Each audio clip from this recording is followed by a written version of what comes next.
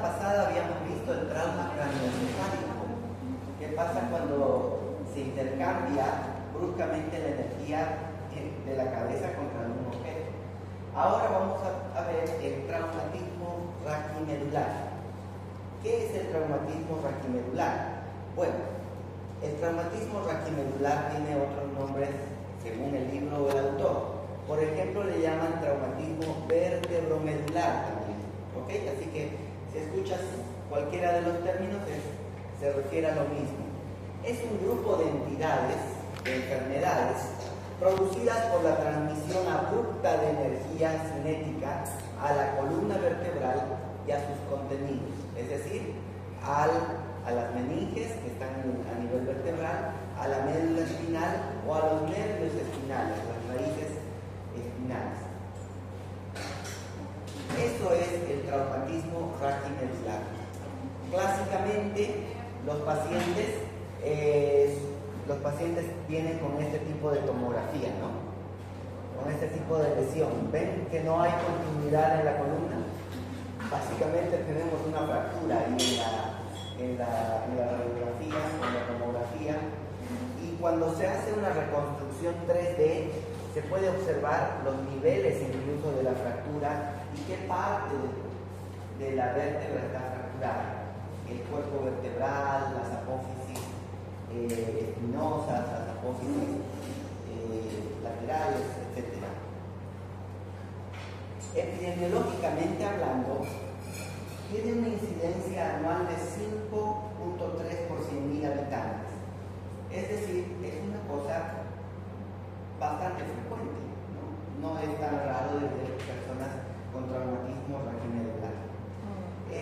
Por el oficio y la cultura que tenemos, donde el hombre es el que va a las guerras, el varón es el que hace los trabajos peligrosos de subirse a los edificios y hacer cosas arriesgadas, hay una proporción hombre-mujer de 3.1 versus 1, ¿ya?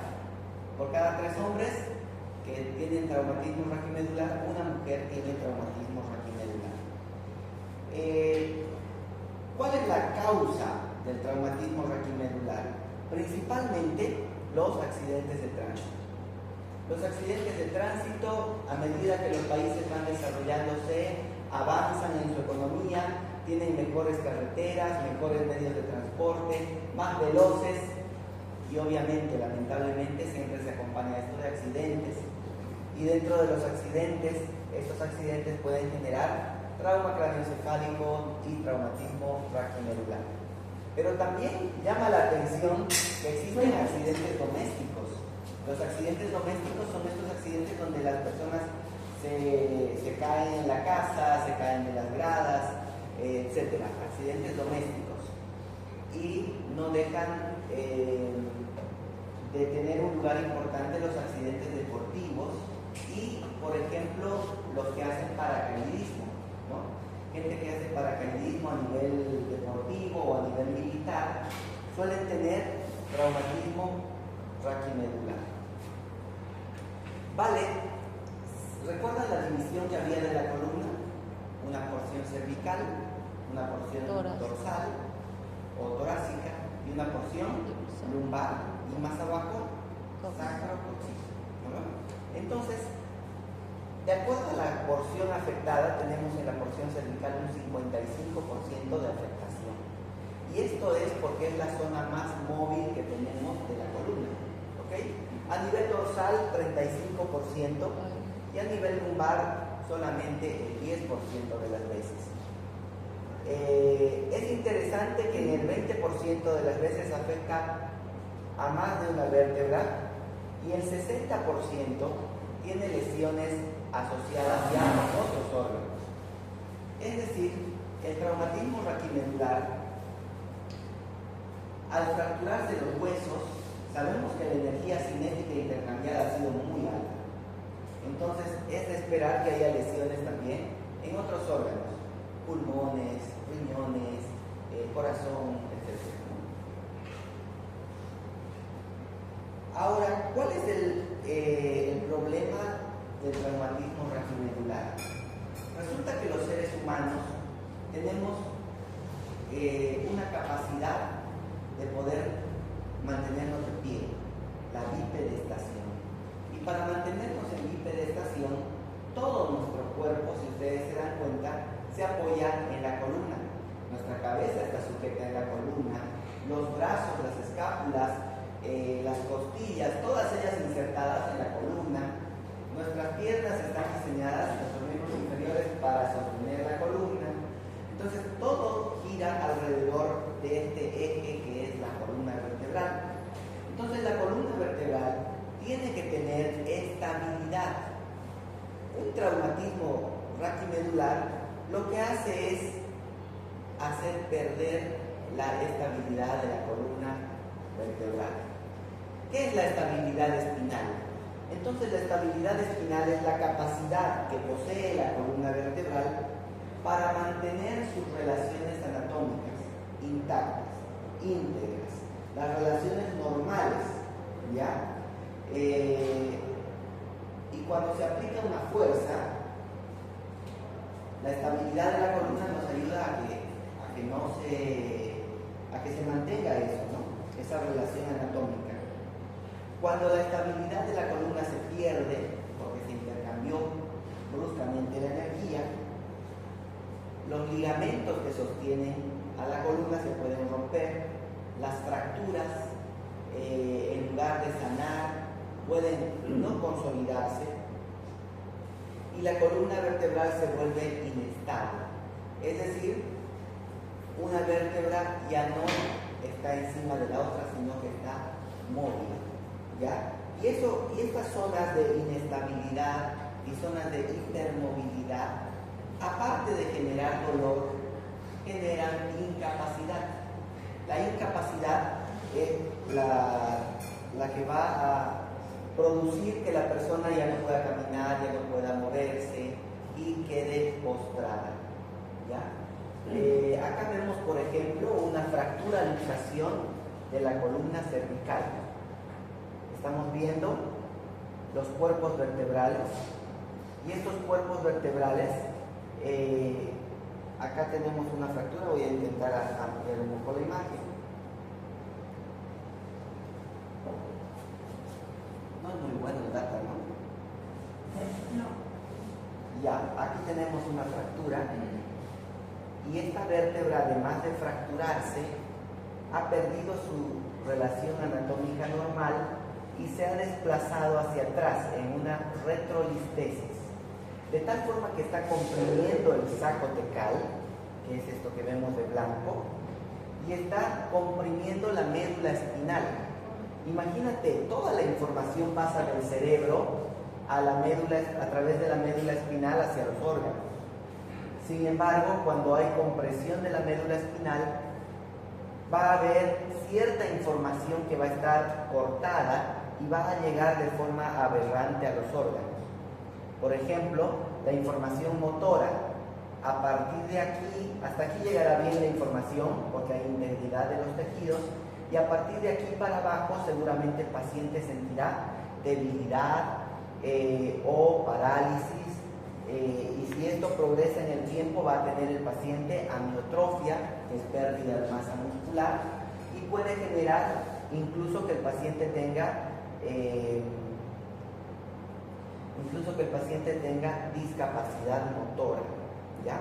Ahora, pensemos en esto como una doble vía de ida y de vuelta, porque toda la sensibilidad del organismo también se recoge a través de los receptores, pasa por el nervio periférico al ganglio espinal, del ganglio espinal entra en el asta posterior de la médula espinal y por los fascículos gracili cuneiformes suben por la médula espinal. Sin embargo, si la médula espinal está comprimida, el paciente va a experimentar otros síntomas sensitivos, parestesias, disestesias, dolores de tipo neuropático, quemantes, pungitivos, fríos, calientes, ¿ya? Entonces estamos viendo que el paciente va a tener signos motores y signos y síntomas sensitivos, ¿no? Por lo tanto, la pérdida de estabilidad espinal es, al final de cuentas, el problema del traumatismo raquimedular.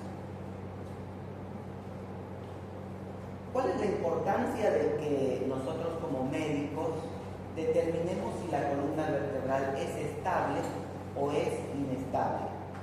Determinar que la columna vertebral es estable o está inestable o hay inestabilidad por causa de una fractura nos interesa, no solo para saber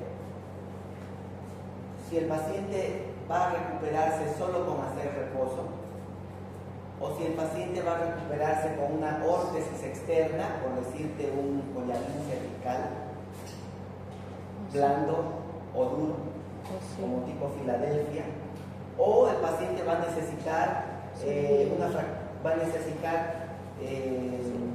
una cirugía y va a necesitar aparatos que le ayuden a mantener la estabilidad.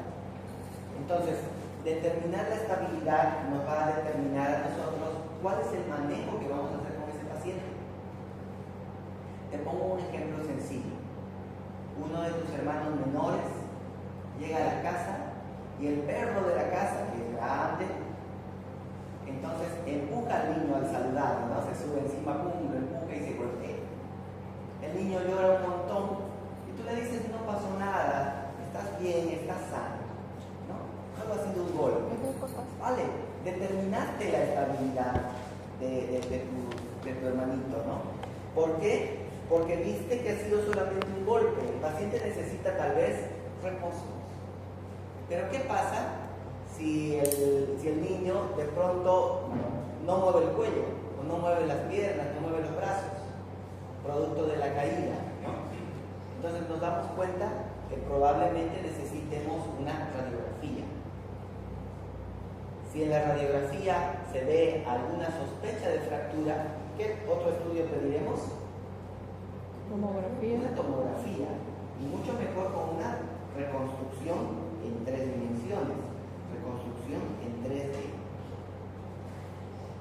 Si sospechamos que además de esa fractura hay lesión de la médula espinal, entonces tendremos que pedirle una resonancia magnética, porque la tomografía mira muy bien partes duras como huesos, pero la resonancia magnética mira muy bien las partes blandas como la médula espinal y los nervios. Acá podemos ver una lesión de un traumatismo raquimedular a nivel de la vértebra T12, porque se cuenta de arriba, ¿no? Vértebra T1, T2, T3, T4, T5, T6, T7, T8, T9, T10, T11, T12. Vemos un traumatismo en la vértebra T12. La vértebra está básicamente aplastada, la ves delgada adelante y gruesa atrás. Entonces es una fractura aplastamiento. Pero además de eso, si tú puedes notarlo, hay una retrolistesis. La vértebra está hacia atrás y está comprimiendo el saco tecal. No. ¿Qué deberíamos decirle a este paciente? Primero que se interne. Perfecto. ¿Es una emergencia o no es una emergencia arreglar esto? Sí, es una emergencia. La médula espinal está comprimida y la médula espinal tiene poco tiempo para poder ser liberada. Si no es liberada, el paciente puede experimentar no solamente los síntomas motores y sensitivos agudos, sino quedar con secuelas motoras y secuelas sensitivas. De tal manera que esto es una emergencia neuroquirúrgica. El traumatismo cráneoencefálico, el traumatismo raquimedular es una emergencia neuroquirúrgica. Otra cosa que habíamos aprendido también es que el hematoma epidural y el hematoma subdural, la hidrocefalia, la meningitis son emergencias médicas, emergencias neuroquirúrgicas y emergencias médicas, ¿no? Así que estamos observando una médula totalmente comprimida. Un tiempo después a este paciente le hicieron una radiografía simple que muestra ya al paciente posoperado.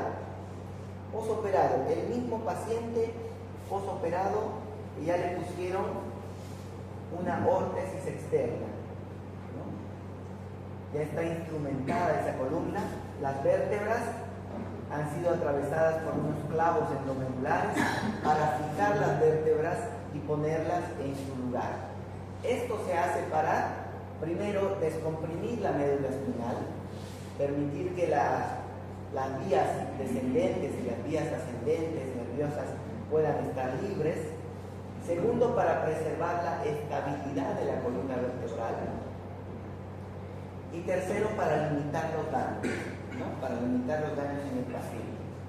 En esta última imagen, nosotros vemos una resonancia magnética de cómo quedó la columna después de retirar las prótesis externas que le pusieron, ¿no? Entonces, esta instrumentación no queda por siempre, sino que hay que retirarla en algún momento. Entonces, tiene el paciente por lo menos 2 tiempos quirúrgicos, ¿no? Una primera intervención quirúrgica para estabilizar al paciente y un tiempo después una segunda intervención quirúrgica para retirar el material que se ha utilizado para fijar la columna. ¿Cuánto tiempo aproximadamente? Va a depender mucho del paciente, porque depende de su grado de mineralización, depende de los cuidados también que reciba el paciente, y con radiografías y tomografías evolutivas se va viendo si el paciente va mejorando o no. Ahora les voy a hacer una pregunta sencillita, a ver si alguien de ustedes me la puede responder. ¿Por qué razón al paciente se le hace aquí? ¿Por qué razón se le hace en esta figura A una resonancia magnética? Para ver si no hay compromiso medular. Perfecto, para ver si no hay compromiso medular. Si solo habría compromiso de hueso, tal vez le haríamos solo una tomografía. ¿Por qué razón en esta placa B le hacen una radiografía y no una tomografía o una resonancia? Para ver si los huesos están ordenados. Porque hay sospecha que hay fractura, ¿no? ¿Ya? ¿Sospecha de fractura? Para ver si está alineado la columna. Ya, porque es un control para ver si está alineado. ¿Alguien tiene alguna opinión más? Sara, ¿por qué opina que le hicieron radiografía nomás a este paciente? Para ver la órtesis externa. ¿Ya? Para ver la órtesis externa. ¿Qué dice, doctora? ¿Por qué le hicieron solo radiografía y no resonancia? No sería para ver cómo van formándose los cervicales. Porque sus movimientos estaban conservados. Ya. Realmente se le hizo una resonancia acá para ver si había compromiso medular. Siguiente, aquí ya se lo instrumentó al paciente y acá se está viendo que el paciente está instrumentado. Como dice la doctora, es un control para ver si la instrumentación está bien colocada, está fija, pero no se le puede hacer una resonancia, que sería lo ideal, pero no se le puede hacer una resonancia porque estas varillas, estas placas son metálicas. Y acuérdate que hasta en el nombre dice imagen por resonancia magnética. El resonador es un imán gigante. Apenas este paciente se esté acercando a los 10 metros, ya va a sentir cómo el imán le jala hacia él con su poder.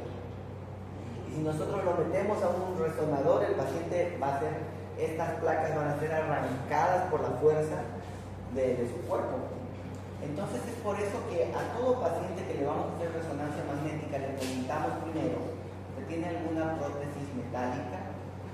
Si el paciente dice sí, su médico le dijo si esa prótesis es resonable o no, porque ya existen metales que son resonables, ¿no? Que entran al resonador y pues no son arrancados por el imán. Entonces, en este caso estas placas no son resonables y por eso se hacen rayos X. Quizá tomografía se le podría hacer, Ahora, en los controles para ver la posición, lo mejor es la radiografía. ¿Por qué? Porque puedes ver una posición lateral, de frente o de perfil, ¿no? Y vas viendo la placa, la posición de tus instrumentos. Se le hace una resonancia magnética entonces aquí, porque ya no tiene los instrumentos. Le han retirado la instrumentación y ahora se puede hacer nuevamente una resonancia magnética. El examen neurológico es muy importante en estos pacientes y no puede pasar por alto, porque tenemos que buscar el nivel sensitivo. Cuando revisamos al paciente, el paciente tiene que hacerse una secuencia. ¿Te acuerdas la secuencia? A, ¿qué es la A del trauma? A del trauma. Vía aérea y protección de columna cervical. ¿Qué es la D del trauma?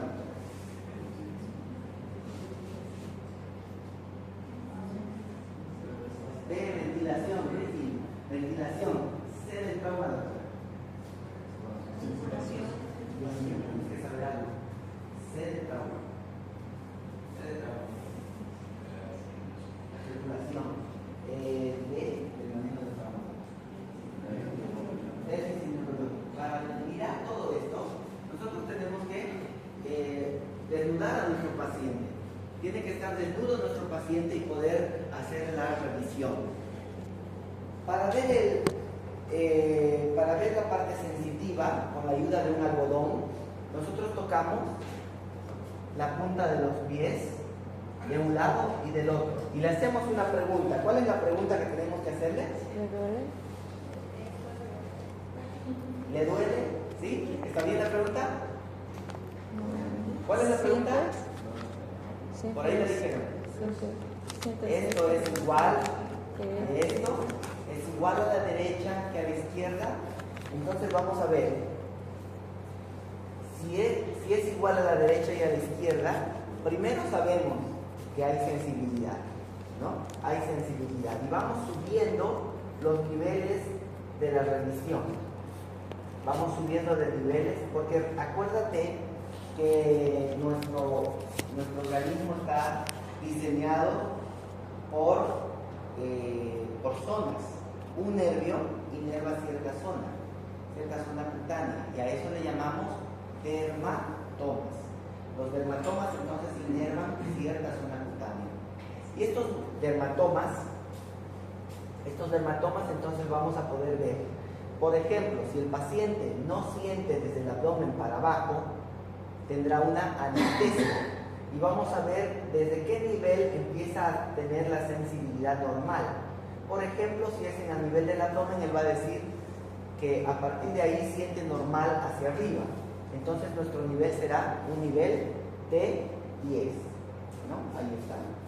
Nivel T10, desde aquí para arriba siente. Entonces ponemos nivel sensitivo T10. Hagamos otro ejercicio. Nuestro paciente no tiene sensibilidad de la rodilla para abajo en el lado izquierdo. Veamos, ¿cuál sería su nivel sensitivo?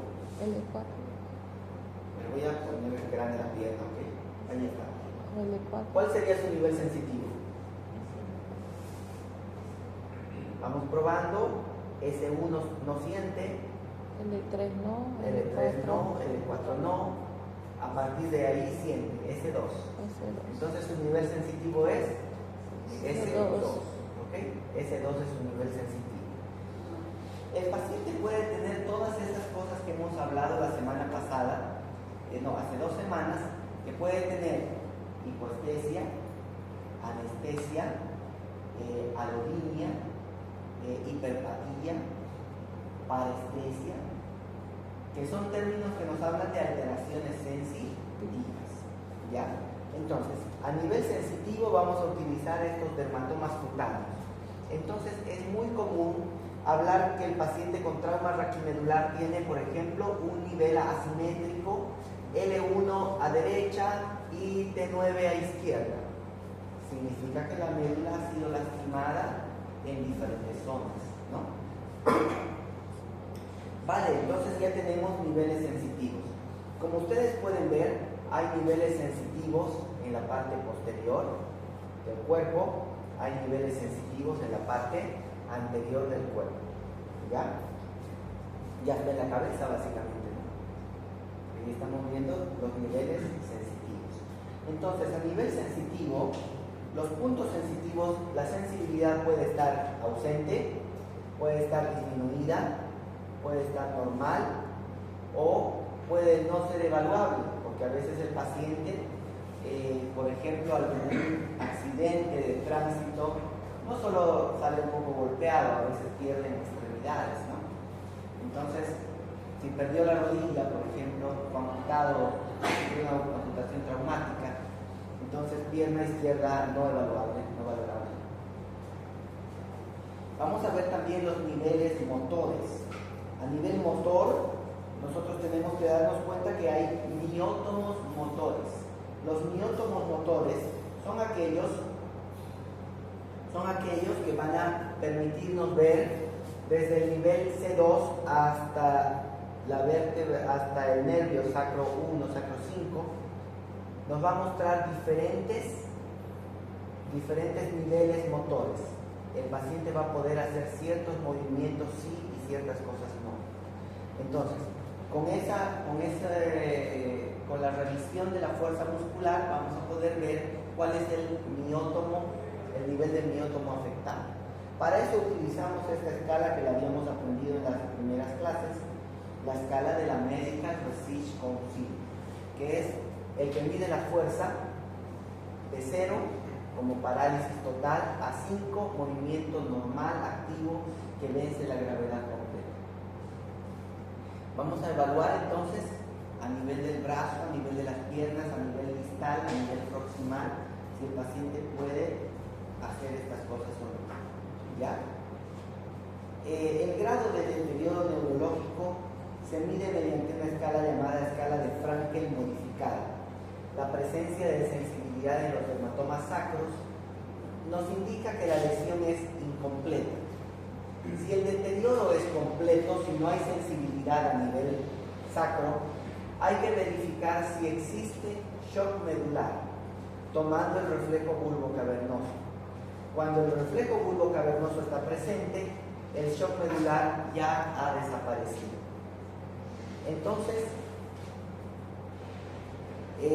nosotros nos damos cuenta que hay lesiones medulares completas cuando no hay tono del esfínter anal y no hay sensibilidad en la zona perineal y sacra, y es incompleta cuando hay sensibilidad y hay tono del esfínter anal.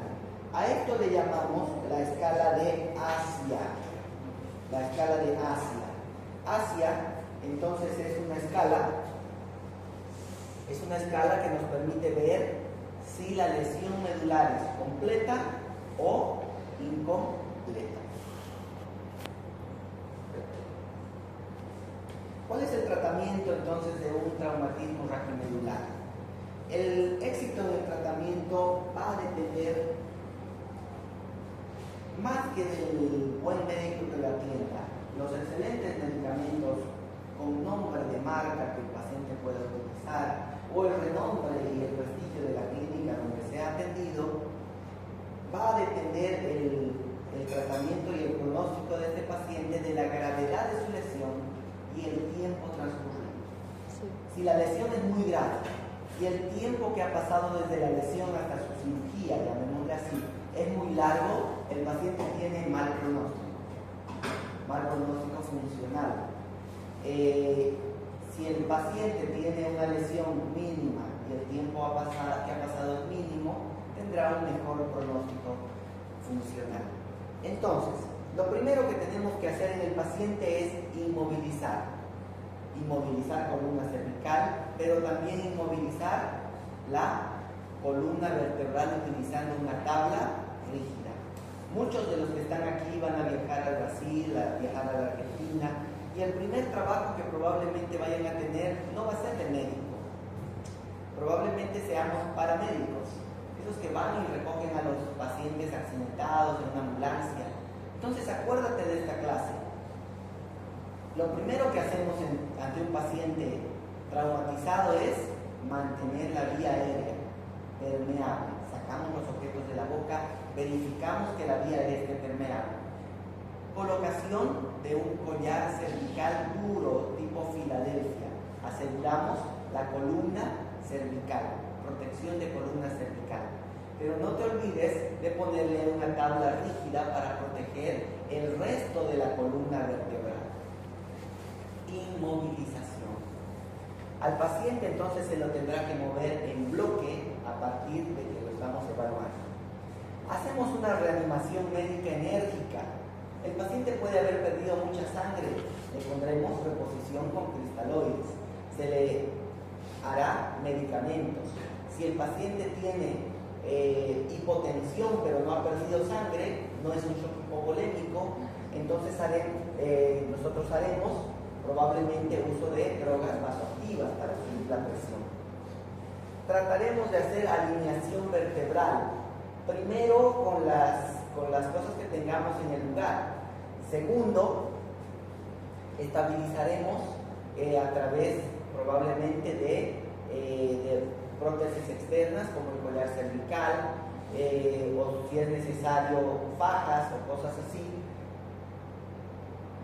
Y si el caso es muy avanzado, requerirá cirugía para alineación y estabilización y descompresión medular.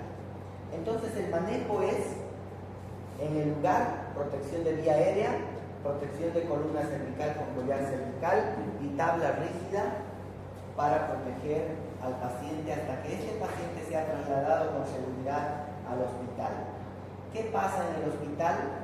Se mantendrá el paciente con el collar cervical y la tabla rígida hasta que se practique una tomografía o una resonancia para verificar si hay fracturas que estén comprometiendo la médula espinal.